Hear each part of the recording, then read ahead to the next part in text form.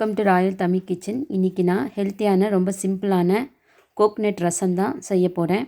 தேங்காய் பால் ரசம் ரொம்ப நல்லாயிருக்கும். இது நம்ம சோத்துக்கு சாப்பிட்லாம், இடியாப்பத்துக்கும் சாப்பிட்லாம். ரொம்ப அருமையாக இருக்கும். ரொம்ப ஈஸியாகவும் செஞ்சிடலாம்.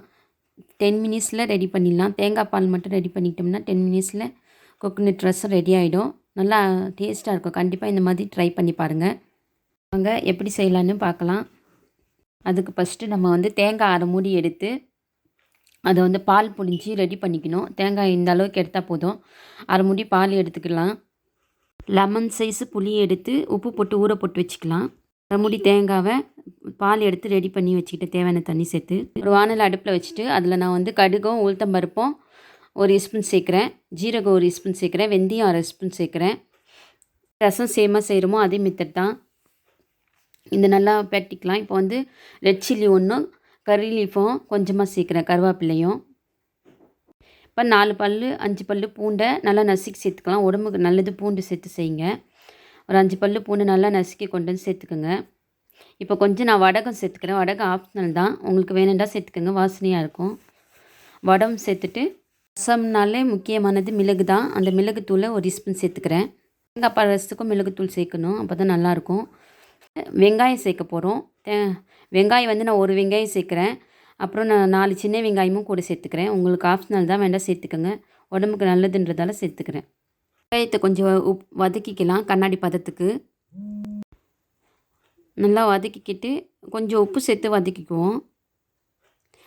எவ்வளோ உப்பு வேணுமோ கொஞ்சமாக சேர்த்துக்கோங்க. சேர்த்து வெங்காயத்தை நல்லா வதக்கிட்டு இப்போ நம்ம பெருங்காயத்தூள் சேர்த்துக்கலாம். பெருங்காயத்தூள் கொஞ்சமாக சேர்த்துக்கலாம். ரசன்றதால பெருங்காயத்தூள் கண்டிப்பாக சேருங்க. அப்புறம் இதில் கொஞ்சோண்டு மஞ்சத்தூளும் 1/2 ஸ்பூன் மிளகாத்தூளும் சேர்க்க போகிறேன். நல்லா கலராக இருக்கும் ரசம், அதுக்காக தான். அப்புறம் தக்காளி 1 சேர்த்துக்கலாம். தக்காளி 1 சேர்த்து நல்லா வதக்கிட்டு இப்போ நம்ம புளி ரெடியாக கரைச்சி ஜூஸ் மாதிரி தண்ணி ஊற்றி நல்லா ரெடி பண்ணி வச்சுக்கணும். எவ்வளோ தண்ணி வேணுமோ அந்த அளவுக்கு புளியை சேர்த்துட்டு தேவையான தண்ணியை சேர்த்துக்கணும். உப்பையும் பார்த்துக்கணும். 2 நிமிஷம் கொதிக்க விடணும், அதுக்கு மேலே கொதிக்க விடக்கூடாது.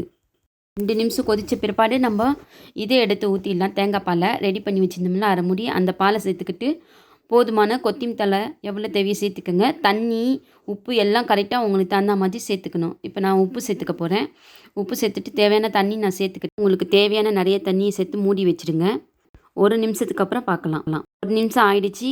ரசம் கொதிக்க ஸ்டார்ட் பண்ண போது இந்த மாதிரி நுரை வர நேரத்தில் சுவிட்ச் ஆஃப் பண்ணிடணும், கொதிக்க விட்டுறக்கூடாது. அப்போ நம்ம ரசம் நல்லா டேஸ்டியாக இருக்கும். தேங்காய் பால் ரசத்துக்கு சைட் டிஷ்ஷாக நம்ம உருளைக்கிழங்கு சாப்பிட்லாம். நீங்கள் வெஜிடேரியனாக இருந்தால். வெஜ்ஜாக இருந்தால் நீங்கள் சிக்கனு, மட்டனு, லேம்பு, ஃபிஷ்ஷு எல்லாம் சூப்பராக இருக்கும். காரஞ்சாரமாக சாப்பிட்டா சூப்பராக இருக்கும். வீடியோ பிடிச்சிருக்குன்னு நினைக்கிறேன். இந்த வீடியோ பார்த்துட்டு எனக்கு லைக் பண்ணுங்கள், ஷேர் பண்ணுங்கள், சப்ஸ்கிரைப் பட்டனையும் சேர்த்து அழுத்திடுங்க. தேங்க்யூ.